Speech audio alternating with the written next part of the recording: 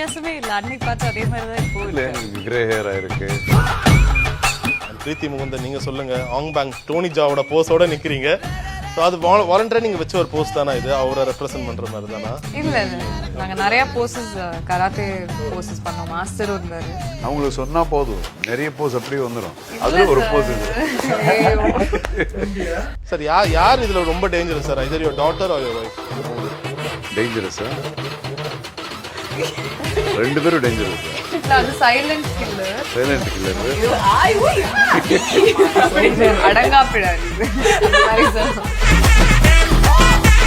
இப்பயும் எல்லாமே உங்களை பார்த்துட்டு என்ன சொல்லுவாங்க? என்ன ஒல்லி ஆயிட்டீங்க, என்ன டயட் இருந்தீங்க, எப்படி இருந்தீங்க?